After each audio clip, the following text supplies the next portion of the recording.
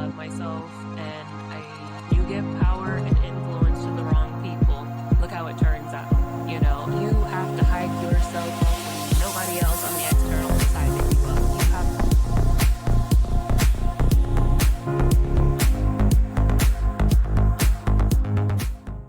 All right, guys, welcome back to Ascension with V. I'm your host, Stashia Jeanette, aka V, and today I'm going to kind of pick up on a little bit of story time where I left off in last week's podcast episode. It was titled Navigating Life After Total Colectomy, Heads and Mental Health. I left out in that particular episode about the endometriosis because that was a whole episode for itself, and I was already approaching like 46 minutes on the last one, so I just cut it. So that's what we're going to talk about here, because I've had a lot of people ask me about my endometriosis and how it's going for me, what it's been like for me, what surgeries I've had thus far. Don't ask me for the years, because your girl has had a couple of death and rebirths and near-death experiences since now. The dates are a little fuzzy for me, but I will give you the rundown on the surgeries and currently what kind of treatments and things I'm on, and we'll go from there. So just diving right in, I have stage 4 endometriosis, and I've had it for some time, and essentially around, I think I was like 13 or 14 years old when I suspected endometriosis, and I had one primary care doctor as a pediatrician that was like, oh, you know, you might have endometriosis. So I started my period really young, and it was so painful. Every month it was super painful, and then I was bleeding really, really heavy and long. They were abnormally long periods. So by the time I was 13, getting ready to be 14, I was seeing an OBGYN, and I went through a few OBGs, and a lot of them were just kind of assholes about it. Oh, you're too young to have endo. You're too young. You're too young. You're too young. You're too young. You're too young. You're too young. And I heard the "you're too young" thing until I was, I want to say 15, getting ready to be 16. I saw this one doctor, and the one doctor was like, I'm pretty sure you're still too young to have it, but, you know, maybe we'll get it checked out. And at the time, I was still getting impacted. Like, I was starting to have the issues with not being able to go to the bathroom and have a bowel movement. And so, like, some years went by, and it wasn't until I think I was 18, because I was at the adult hospital. And might have been a little bit older, but I just remember all throughout high school not being able to, I was missing weeks at a time from school because I was in so much doubled over pain.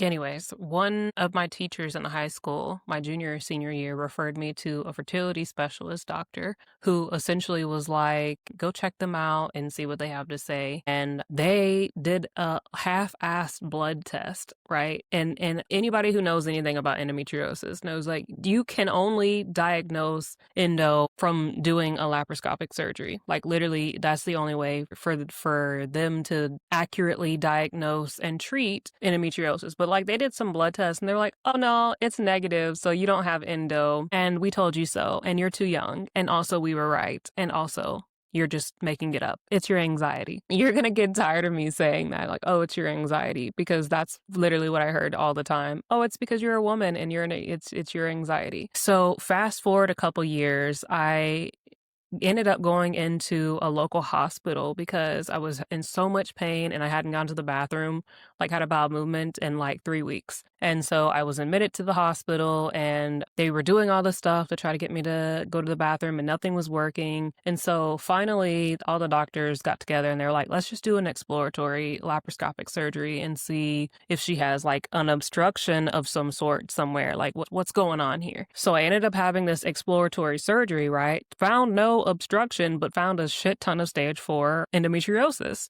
And then the part that pissed me off about it was that because I was not, they brought in this gynecologist into the OR to confirm that it was indeed endometriosis. And the OBG surgeon came in, confirmed it, and was like, well, she's not my patient, so I'm not going to remove it. And then they sewed me back up and then wheeled me back to my room to tell me, like, okay, so you don't have any obstructions. However, you have stage 4 endometriosis, but we didn't take it out because you're not their patient. And they said that if you transfer to them, then they'll do the surgery. But if not, good luck. Yo, when I tell you that anyway, it's been some shit. So they gave me the pictures, right? So they gave me the pictures to then take to this fertility specialist doctor, who was my gynecologist at the time, who was like, "Oh no, you don't have endometriosis." I had the pictures, colored pictures from this exploratory laparoscopic surgery in hand, and I showed it to the doctor. And they were like, that's not endo. Like blatant denial took place. And at that point, I stopped seeing that doctor and I ended up going, to a series of different doctors. But then this whole thing was going on at the same time of me getting sent up to the specialty hospital and getting evaluated for my slow transit motility, and then essentially subsequently getting my colon taken out, having the ileorectal anastomosis. But while I was up there, I saw a OBGYN and I had a laparoscopic surgery for the endo. That was the first one. And they were like, this was the worst that I have seen. This is terrible. So then after I had that surgery, they tried to put me on Lupron, but I had already done my research well before I had this surgery, and I knew also, because spiritual gifts, I knew they were getting ready to try to like hoe me with this treatment, with this Lupron stuff, and I wasn't having it. It wasn't. I don't recommend anybody do Lupron because it wreaks havoc on the body, and it really is. It's not a good drug for anybody to be on if you can avoid it. And I did forgot what the shot was, but it was like the birth control shots. So I was taking that because it was supposed to kind of like essentially ward off, like create more time in between having to have another laparoscopic surgery for the endo. But because mine was so bad, I was still having to have a surgery every year, a clean out essentially every year, which I did have done. Eventually, I moved back to Knoxville and I had a couple of laparoscopic surgeries here until one day I ended up in the ER with having like a huge baseball sized chocolate cyst that was either about to erupt or did erupt. I don't remember what it was, but I just remember being in the ER and they had to do that vaginal ultrasound thing, and they were like, oh, this is what it is. And then they contacted my then current OBGYN, and he was like, we're gonna have to do surgery. And then at that point in time, I ended up having the surgery, and the endo was so bad, plus the chocolate cyst, I ended up losing my right ovary during that surgery. And it's when I woke up from that surgery, he told me, he was like, your left one's getting ready to go as well because it's getting strangled out from the endo. It's just too bad. So then he referred me back up to that specialty hospital and was like, you're gonna have to have a hysterectomy because it's just bad. Like all of it is bad, and there's probably no way to get the ovary out without doing the hysterectomy. And it was just a really terrible year for me health wise. I had gotten C. diff, and I went septic, and then they didn't want to admit that that's what was happening, but they had me in essentially like the room before ICU, and this was all before, it was a month before I was supposed to have this hysterectomy that all this happened. And when I tell you I was definitely knocking on death's doorstep, and the amount of pain that I was in, like both physically and emotionally, was brutal, because it's like, I don't remember how old I was then, 28 maybe. And it's like 28 years old, and then, and I'm like losing my womanhood. I'm like, I don't have kids. So it's like, not only that, but the option to be like, hey, you want us to freeze your eggs, was like not even presented to me, nor do I have the money for that. So It's just like I felt like I just got hoed from the entire experience, you know what I mean? Like, I guess just having kids was just not a part of my incarnation this lifetime, because I'm gonna keep it a buck 100. This is my last time here. Like, I'm not coming back. So maybe I just wasn't meant to leave anything behind, so to speak. But you know, that's a hard hitter for a woman, you know, especially so young. Where it's like, oh, and by the way, you know, you can't have kids. And then, you know, like, I'm not married. So it's now these are conversations that I have to have with somebody, you know, off top.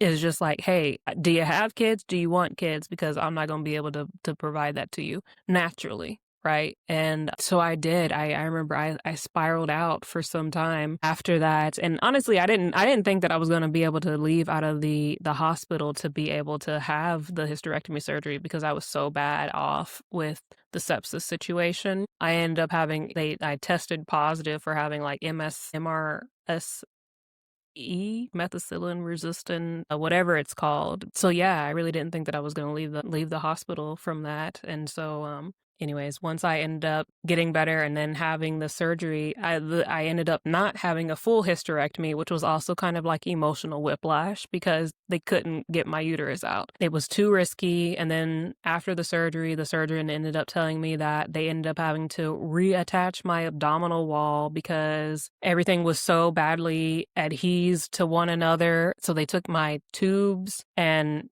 they were supposed to take the entire left ovary. But now, fast forward to 2025, and my now gynecologist is like, oh, I have no record of them actually taking the full left ovary. And I also don't have the record of the the right ovary ever being taken out, even though it was done in the same group.